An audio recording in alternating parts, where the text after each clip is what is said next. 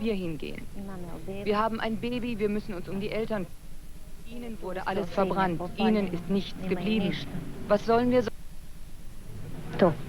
Von Deutschland hat Frau Čustić nur Gutes gehört. Aber am wichtigsten ist ihr, dort wird nicht geschossen. Er lebt in Deutschland und will seine Mutter zu sich holen. Im deutschen Fernsehen hat er gesehen, dass auch sie zu denen gehört, die aus Bosanski Novi herausgeholt wurden. Gesehen, wann sie vorletzte Nacht in Karlovac kommen. Und dann sind Sie sofort hierher gefahren? Ja, ich wollte hierher von gestern von Stuttgart mit Bus jetzt kommen, klar. Zagreb und von Zagreb wieder so umsetzen und hierher kommen. Und jetzt müssen Sie Ihre Mutter aber erst suchen? Ja, ich muss die suchen, Schwester und so Familienbekannte viele haben von Bosanski Novi. Die Familie Čustić gehört zu den 5000 Auserwählten, denen die Bundesrepublik Schutz vor dem Krieg gewährt. 5000 von insgesamt weit über 1 Million Flüchtlinge aus Bosnien-Herzegowina. Dieses Mal akzeptieren die deutschen Behörden ausnahmsweise die Papiere der Flüchtlinge mit dem Stempel der bosnischen Behörden, mit denen die Menschen an der Grenze zur Bundesrepublik sonst abgewiesen werden. Auch eine Auswahl der Flüchtlinge wird nicht getroffen. Alle werden in die Listen zur Einreise eingetragen, sogar die Männer in wehrpflichtigem Alter. Es gebe zwar ein Abkommen mit der Regierung von Bosnien-Herzegowina, Wehrpflichtige ohne Familie an die Front zurückzuschicken, meint der kroatische Polizist in einem der Busse, die zur Abfahrt bereitstehen. Aber dieses Mal mache man, auch auf Wunsch der deutschen Regierung, eine Ausnahme. Die Einwohner von Bosanski Novi haben auf ihrer Flucht das Warten gelernt. Geduldig sitzen sie stundenlang im heißen Bus, der sie zum Bahnhof fahren soll. Sie sind froh, dass sie wenigstens in Sicherheit sind. Sicherheit und Frieden, nichts anderes wollen sie in diesem Augenblick. Dieser Zug wird sie weiterbringen, ins reiche Deutschland. Sie sind der Hölle entkommen. Für Schutz vor dem Krieg sind sie dankbar. Aber kaum einer von ihnen hat sich diese Reise gewünscht. Und auch für die Familie Čustić ist Deutschland nur vorläufiges Ziel. Bereits bei der Abfahrt denken sie an Rückkehr in ihre Heimat. Fast sieht es aus wie ein heiterer Abschied, als setzte sich ein Urlauberzug in Bewegung in ein sehr fernes, unbekanntes Land, Deutschland. Die meisten im Zug haben keine Vorstellung von Deutschland. Journalisten, die den überwiegend muslimischen Flüchtlingen aus Bosnien mit Fragen zusetzen, bekommen als erstes die Antwort: Wir danken Deutschland. Viele junge Männer sind im Zug. Diese hier haben eine Hauswandparole verschlafen, die kurz nach der Abfahrt aus Karlovac an ihrem Abteilfenster vorüberflog. Sie lautete: Ruhm und Ehre den Männern, die für die Freiheit Kroatiens sterben. Die Männer der beiden Frauen kämpfen gegen die Serben. Aber die Frauen sind mit den Kindern geflohen. Keiner weiß vom anderen. Jetzt sitzen sie im Sonderzug 17990 nach Westfalen. Mit welcher Empfindung? Die Frau sagt: Ich bin gerettet. Jetzt hoffe ich, dass ich irgendwo unterkomme. Ich bin seit dem 7. Juli auf der Flucht. Die Helfer vom Roten Kreuz erstaunt die Disziplin, die ihnen begegnet. Niemand beklagt sich. Die Menschen fordern nichts. Notarzt und Schwestern bekommen es mit Kreislaufzusammenbrüchen zu tun. Wenn der Zug steht, wird die Hitze infernalisch. Die Helfer schenken Wasser aus in rauen Mengen. Auch für die vielen Babys im Zug eine qualvolle Fahrt. Der ernste junge Mann sagt, er sei jetzt in Sicherheit. Wir waren in einem serbischen Lager eingesperrt. 45 Tage lang haben wir Durst und Hunger gelitten. Wissen Sie, sagt er, nach so etwas hat man keine Angst mehr. Was wir jetzt empfinden? Wir fühlen uns jetzt anders. Aber die Angst steckt uns in den Knochen.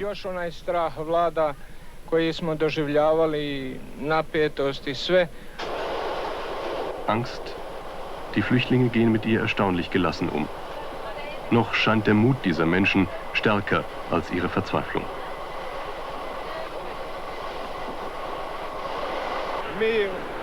Wir haben es geschafft, sagt der junge Mann. Wir sind geflohen. Nur eine Handvoll aus unserer Gegend konnte flüchten, vielleicht 50 Männer. Es sind noch viele in den Lagern. Und wie hat er von dem deutschen Zug in Karlovac erfahren? Dort, wo er herkommt, gab es keinen Strom und fast keine Verbindung mehr zur Außenwelt. Er hat von dem Zug aus dem Transistorradio gehört. Die bayerische Grenzpolizei ist im Zug mitgefahren, in Zivil. Sie brauchten Stunden, um Abteil für Abteil mit Ausnahmesichtvermerken auszustatten. Kurz vor 7:30 ist die Grenzstation Jesenice erreicht. Die Bedrohung liegt hinter ihnen. Manchmal konnte man denken, es habe sich um einen kurzen Ausflug einer bosnischen Reisegruppe gehandelt, nach Nürnberg oder Münster, und nicht um ein Flüchtlingsdrama.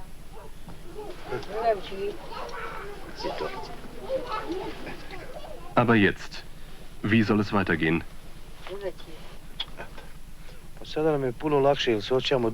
Jetzt sind wir erleichtert. Wir sind in Sicherheit. Knapp und undramatisch lauten die Auskünfte, während der Flüchtlingszug in Richtung Deutschland rast. Hinein in einen wunderschönen Abendfrieden. Alles lief wie am Schnürchen, nach deutschem Fahrplan gewissermaßen. Mit ihrem Krieg vorbereitet haben, soll nun politisch festgezurrt werden. Das selbsternannte Parlament der nicht anerkannten serbischen Republik Bosnien-Herzegowina erklärt in Sarajevo mehr als 2/3 Bosniens für serbisch, obwohl die Serben nicht einmal 1/3 der Bevölkerung ausmachen. Nach diesem Plan kämen große, muslimisch besiedelte Gebiete unter serbische Herrschaft. Allerdings wollen die Serben, so der Parlamentsbeschluss, ethnisch reine Gebiete schaffen. Das Wort reinrassig ist ja nicht neu. Deshalb fliehen immer mehr Menschen aus Bosnien. In Deutschland sind heute die ersten Flüchtlinge angekommen. Hans-Georg Kellner fuhr in einem Zug mit. Ankunft in Unna heute Mittag, nach 21-stündiger Reise. Insgesamt 833 Flüchtlinge brachte der erste Sonderzug aus Karlovac in die Bundesrepublik. 500 wurden im Lager Unna Massen aufgenommen, die restlichen kamen in Schöppingen bei Münster unter.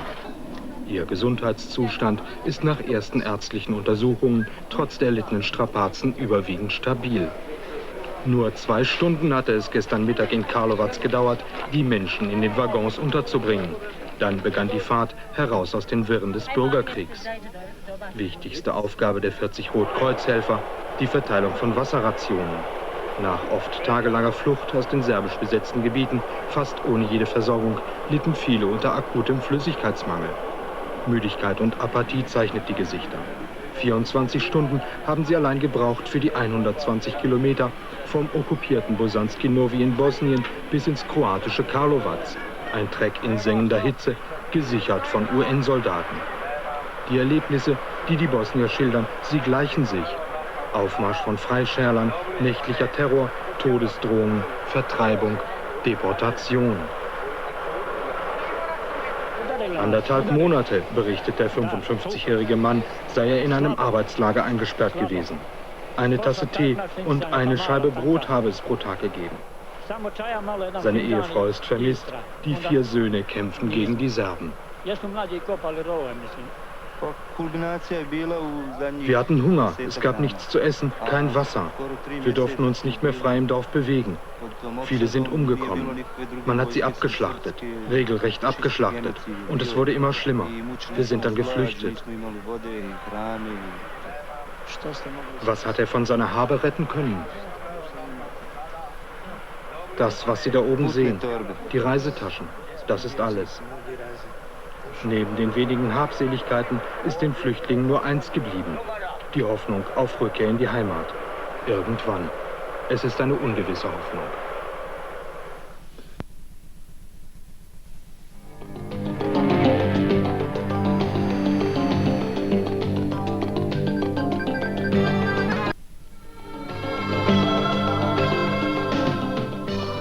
Unsere Themen heute. Nun haben sie Angst und Schrecken hinter sich. 380 Flüchtlinge aus dem Bürgerkrieg im ehemaligen Jugoslawien trafen in Hanau ein. Für Nordhessen ist er von zentraler Bedeutung. Seit 40 Jahren bringt der Sender auf dem Hohen Meißner auch die Hessenschau in ihre Wohnstube. Kaum einer will sie haben. Missionstreffen der Sinti in Wetzlar. Und von vielen lang erwartet. Heute ist es wieder soweit. Die erste Folge unserer neuen Serie Geheimnisvolles Hessen. Guten Abend, meine Damen und Herren. In den letzten Wochen kam das schlechte Wetter stets aus Frankreich, manchmal auch aus England. Das hat sich jetzt geändert. Die Kaltfront über Island, die kommt heute Nacht zu uns und das heißt, das Schlechte kommt diesmal aus dem Norden. Heute Nacht wird es bewölkt sein und gewittrige Regenfälle geben. Morgen ist es dann erstmal wolkig, aber die Sonne kommt immer mehr durch. Nachts um 15 Grad, tagsüber um 23 Grad. Von Mittwoch an wird das Wetter dann immer besser.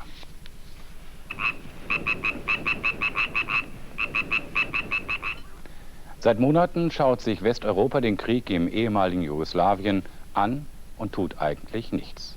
Sicherlich werden überall die Fernsehbilder des Krieges mit Schrecken gesehen, aber Konsequenzen zog kaum ein Land. Für mich ist es schlimm, dass sich die Länder der Europäischen Gemeinschaft zum Beispiel noch nicht darüber geeinigt haben, wer denn eigentlich wie viele Flüchtlinge aufnimmt. So setzt die Bundesrepublik ein politisches Signal.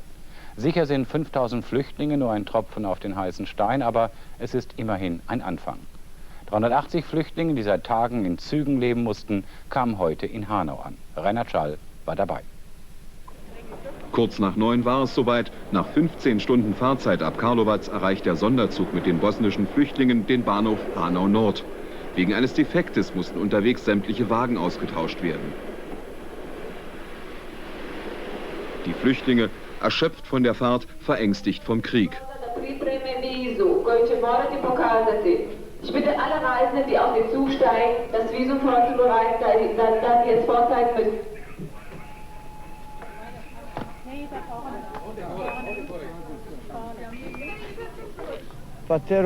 Die Moslems und Kroaten werden aus ihren Häusern vertrieben, sagt dieser Mann aus Bosanske Novi. Häuser entlassen und unterschreiben, dass die das freiwillig verlassen. Das ist das Schrecklichste, was es gibt in Geschichte. Ne? Josh? Alles ist weggenommen worden, die besitzen nichts mehr. Die sind Muslimaner, ja? Haben Sie noch Verwandte dort zurückgelassen?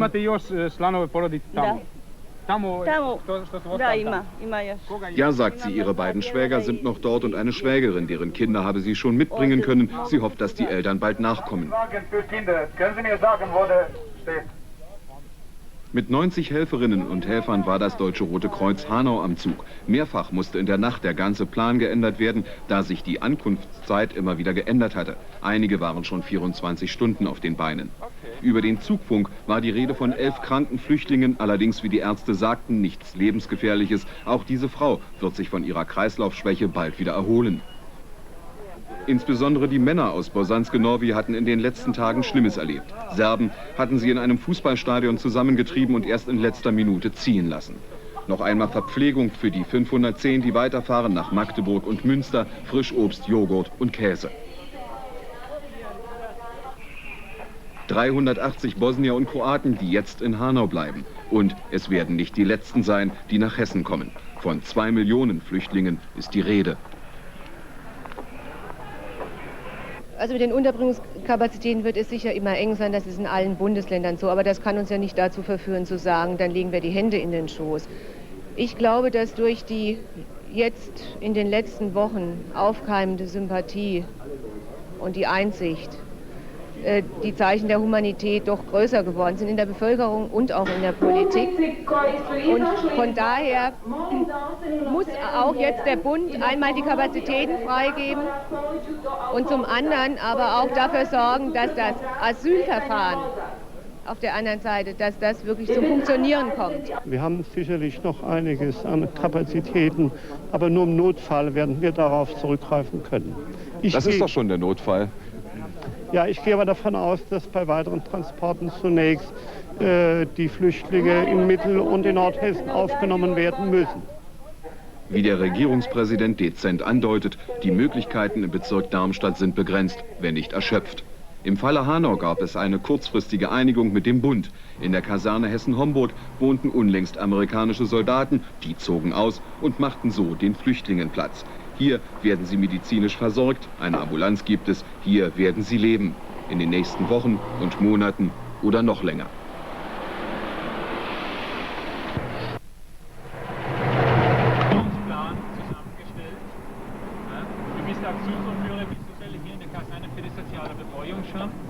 und der Rolf fährt das Fahrzeug.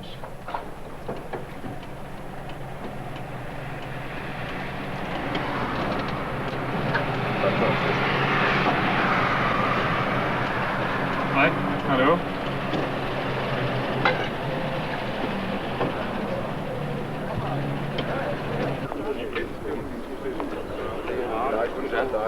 Haben Sie schon mal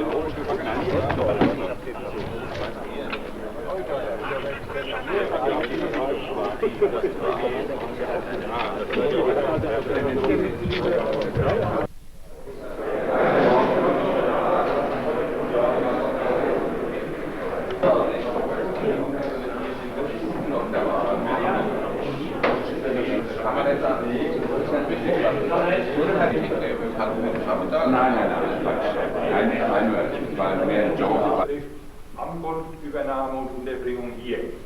Für alles Weitere bitte ich dann für Montag wieder zu einer Lagebesprechung. Da bitte ich Steuerlöschung, Feuersicherheit, der Abfallgefäß und so weiter, ob da noch was unternommen werden müsste. Und ob nicht, und dass wir uns aber dann, wenn die Leute hier drin sind, dass sie die Situation nochmal begutachten, wir davon ausgehen, ab 10 Uhr läuft die Aktion am Bahnhof, sodass wir ab 9 Uhr mit aller Einheit dann bereitstehen. Könnte natürlich sein, dass wir, aber früher können nach meiner Auffassung bereitstellen und eventuell noch irgendwelche Flugwegsicherung machen und was weiß ich jetzt. Aber damit vor Ort alles bis zum Eintritt des Zuges klar ist. Das gab vielleicht schon die einzelnen, dann können wir mit Bundesbahn sehr wahrscheinlich schon erfahren, bis zu dem Zeitpunkt, wie die Waggons stehen werden auf dem Bahnsteig, in welchem Abschnitt und so weiter, dass man also die ganze Kanalisierung am Empfangsgebäude vorgesehen. Die Feuerwehr Hanau hat zugesagt, einen zweiten Zugang herzustellen. Ist schon erfolgt? Erledigt. Sodass wir also uns dann anschließend mit der Polizei noch überhalten müssen wegen Dings. Deshalb wird die aus vorgehalten wird. Ja. Was weiß ich, vielleicht die Frau von die Nachtschwester im Krankenhaus und regelmäßige Gangmord durch die Flure macht und irgendwo sich deponiert zum Abbrechen der Nachtschwester. Die weitere Betreuung ab der folgenden Zeit ist eine Sache für die nächste Lagebesprechung nach Eintreten. Da greifen also die ganzen Probleme da. Ist soweit alles in Ordnung. Ich hatte gestern verlassen. Erst auf Weisung des Roten Kreuzes. Die Leute, eure Leute auf dem Bahnhof nehmen Kontakt auf mit den Leuten des DRK im Zug, die wissen, was zu entladen ist und erst auf Anforderung den Zug verlassen. Das ist eine Sache dann von 5 Minuten. Das dauert ein paar Minuten länger. Und nur auf Anforderung durch Rotkreuzpersonal. Die verstehen ja auch die Deutschen. Und die sehen ja auch die Deutschen stehen. Auf der anderen Seite ist nämlich gleich. Da haben wir jetzt mal aber das sind Fenster. Behörden und Institutionen hier vertreten sind. Und ich glaube, wir alle, ob jetzt Stadt oder die anderen Gruppen und Behördenvertreter, wir alle das Gefühl haben, es kommt jetzt sicherlich eine Herausforderung auf uns zu, aber eine Herausforderung, der wir uns alle stellen wollen und die vor allen Dingen auch, so haben wir ja inzwischen gemerkt, von einer großen Sympathiewelle auch der Bevölkerung getragen wird, was ja hilft. Ich denke, das, was ich jetzt gehört habe und was die Stunden vom DRK jemand da ist, also ich habe mich ja sehr gefreut, dass das DRK sofort und schnell auch gesagt hat, wir machen da mit. Und soweit sich dann noch irgendwelche Dinge ergeben werden, glaube ich, sind alle, ob Feuerwehr, ob Straßenbahn oder... Da stand eine Kinderung, da stand eine Aneinläuterung, die Presse wird auf jeden Fall da sein. Das wird über unsere Pressestelle gestellt, denen werden wir den Zugang sowieso nicht verhindern können, der Presse. Weil sonst handeln wir uns ja sehr wahrscheinlich anschließend ein paar Prügel ein. Gell?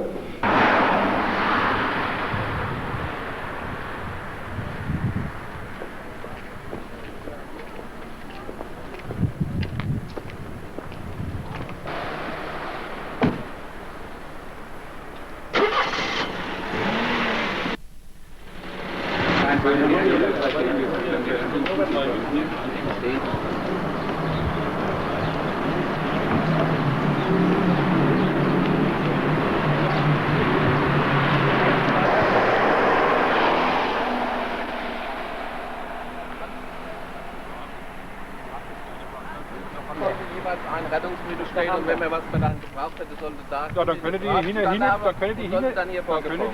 Fuße stehen und können hier vorne ab.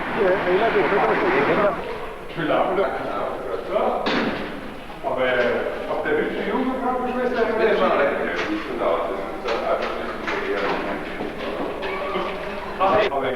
Aber ich denke mal an Folgendes. Das ist eine zusammengehörige Familie. Das ist die internationale Bereiche. Informationen, die schaffen labile Weise.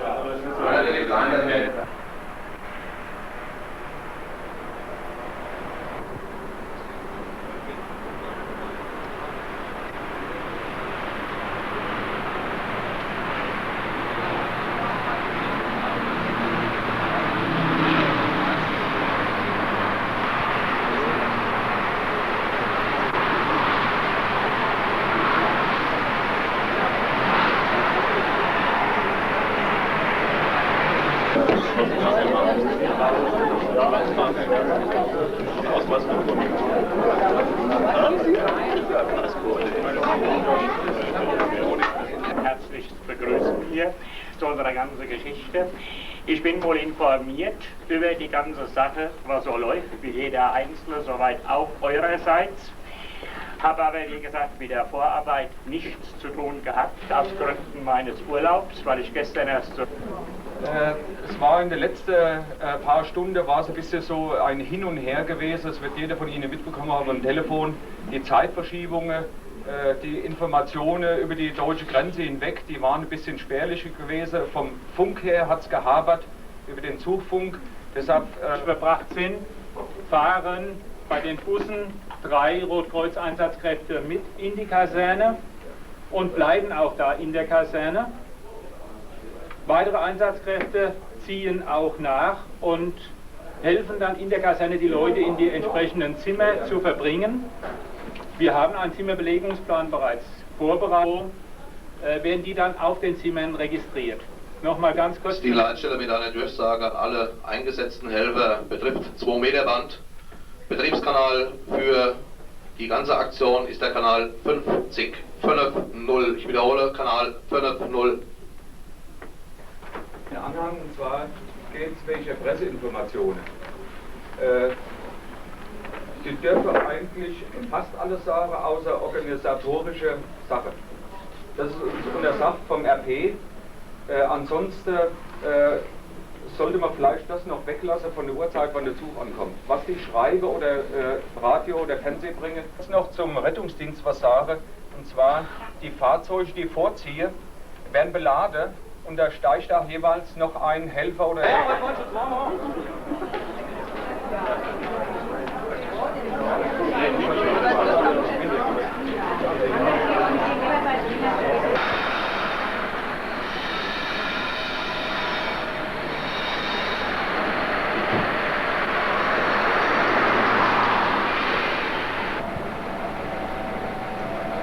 Moin, moin. Das wird jetzt rausgeschnitten.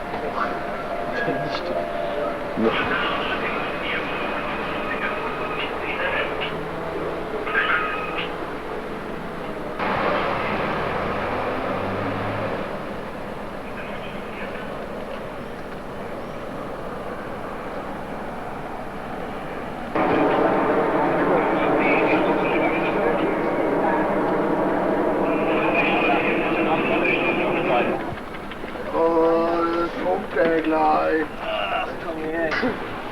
Hier irgendwo, ja? Hier. Nee, da. Lamboldsbach, hier und da.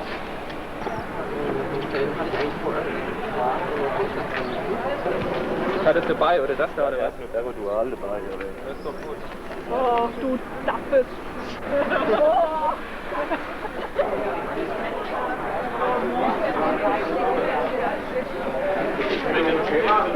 Jetzt hat uns aber die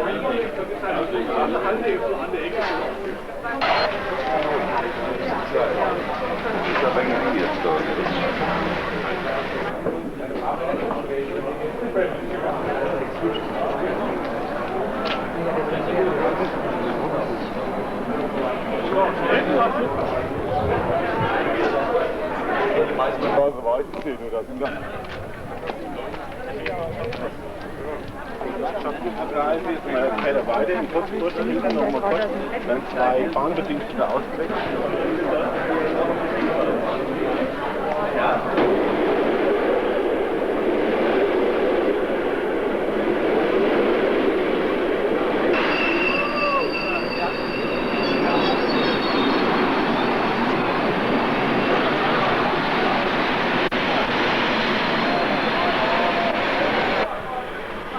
Wir bitten alle Reisenden aus Bosnien im Zug zu bleiben, bis sie aufgefordert werden. Sve dok ih pomoćnici Crvenog krsta. Molimo putnike iz Bosne da ostanu u vagoni.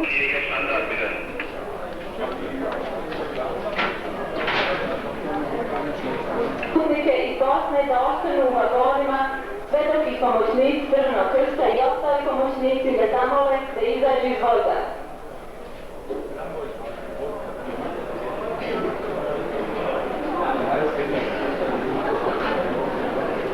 Das wollen wir nicht. Gesellschaft will erst.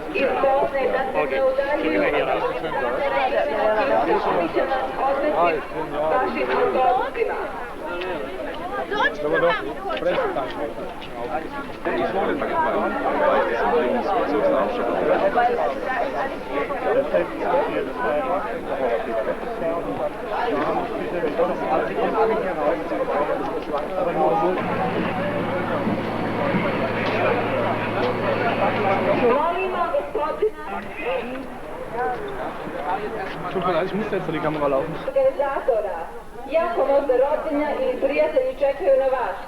Molim vas da pođete u autobus jer ćete nakon toga primiti pomoć i posle toga moći sa vašim prijateljima.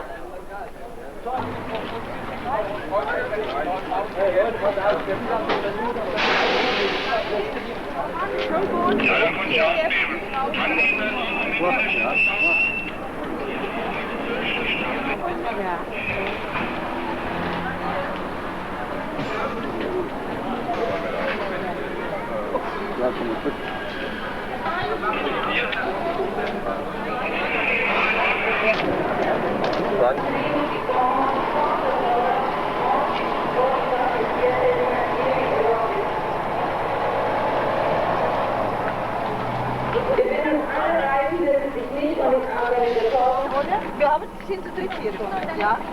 Im nächsten Jahr, ne? Ja, deine Auto. Hat sich erledigt.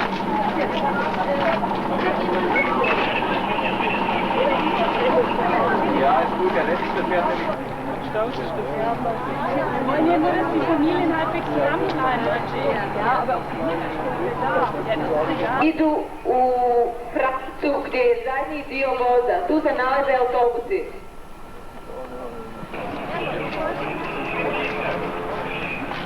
Porodica u tome sajtu. Da. Nastroje.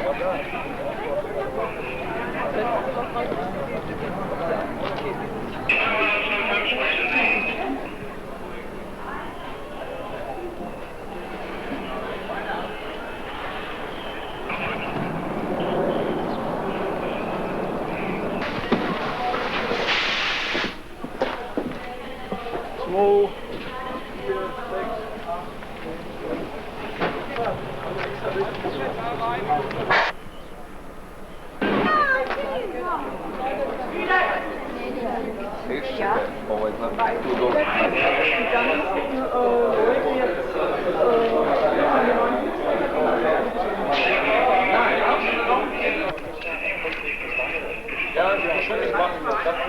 Der Navigierzug nach Hanau, Landmesse Abfahrt 9:59, der hat heute nicht von Gleis 1, sondern von Gleis.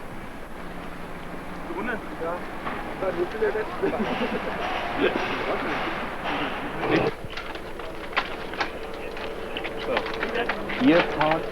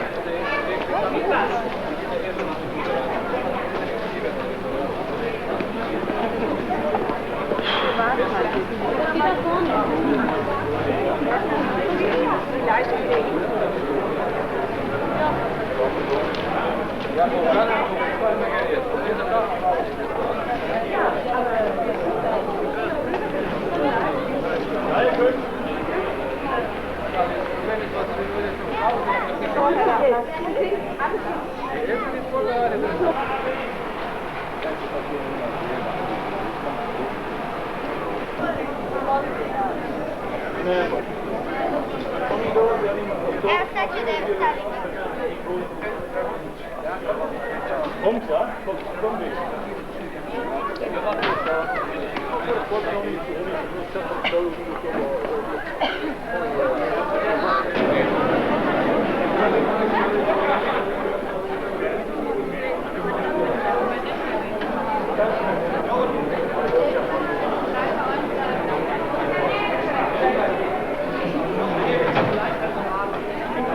Ich habe zwar noch Betten, aber hier ein Bett, da ein Bett, da ein Bett.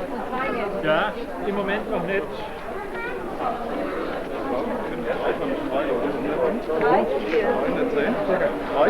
Drei. Also Sie zwei mit den drei Kindern. Du brauchst relativ sauber, ja? Aha.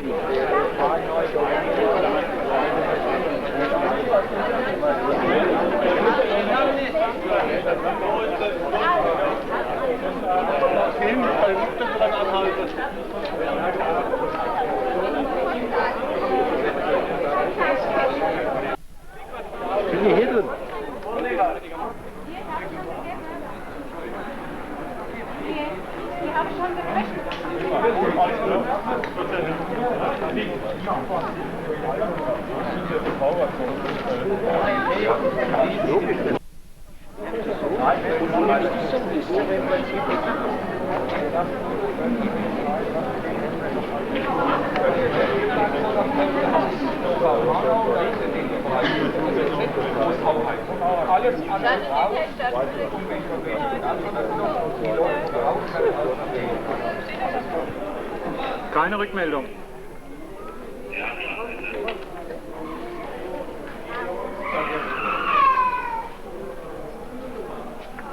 Rot-Kreuz-Hanau.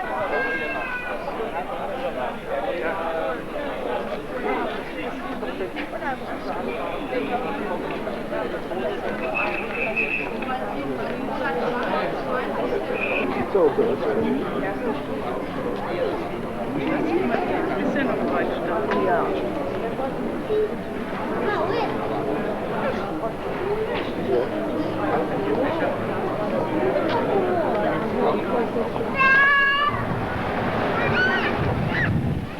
Jeste gest napredovala.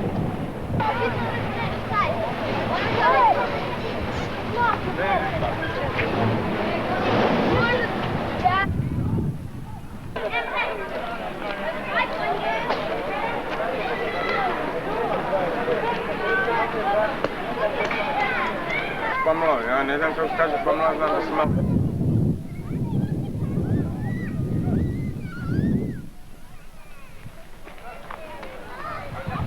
Evo imaš mala tenis ovdje, uzmi tenis.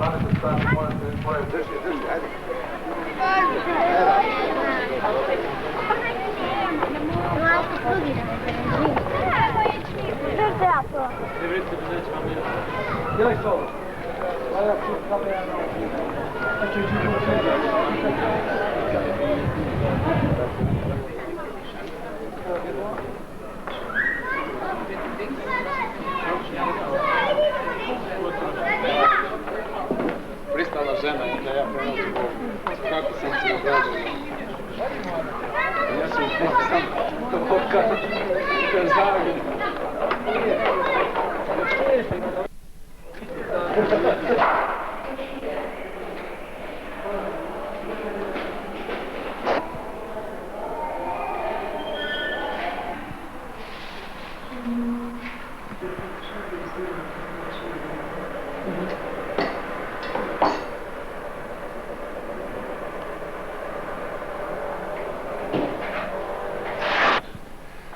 Das übersetzen Sie bitte möglichst genau. Wir in Bosnien, in der Vojvodina und in Slawonien, aber auch in Deutschland, in Dänemark und in England und in den USA, wir verbinden mit irgendwas aber der Zucker. In einer großen Flasche Cola sind 120 Gramm Zucker drin. Das ist eine Zuckerbombe. Und Zucker macht Fett. Sieht man an mir. Aber ich habe auch einen hohen Blutdruck, aber ich fresse nicht 10 Tabletten am Tag. Natürlich wollen wir ihr helfen, aber bei solchen Patienten ist das Wichtigste die Kooperation. Kooperation bedeutet Gewichtsreduktion. Sie kann die ganzen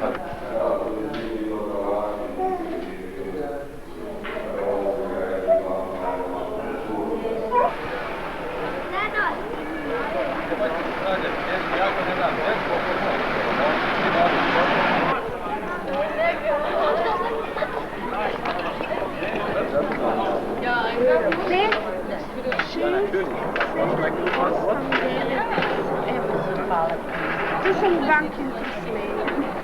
Šta se događa na tamo? Da to klijent govori.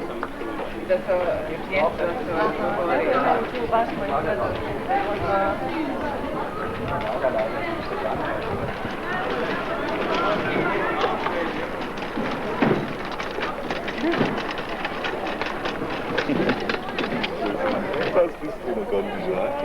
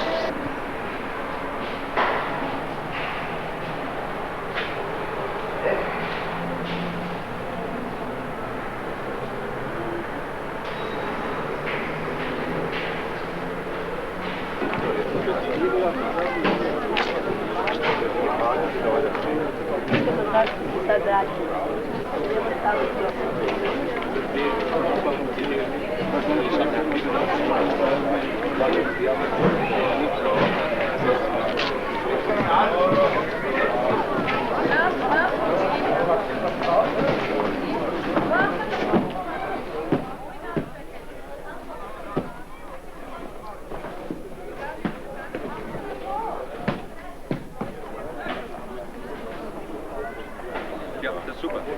Doch. Ja.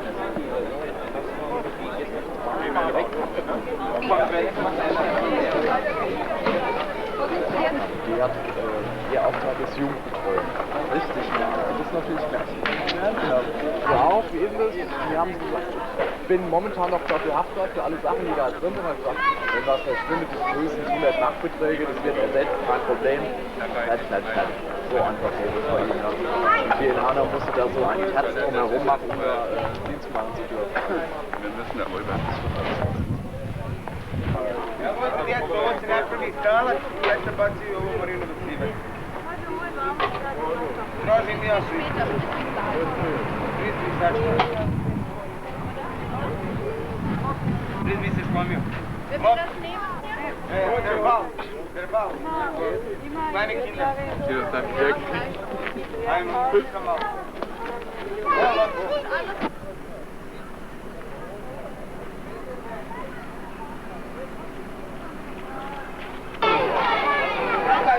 Se ne znači govoriti nešto kako on se da tuži.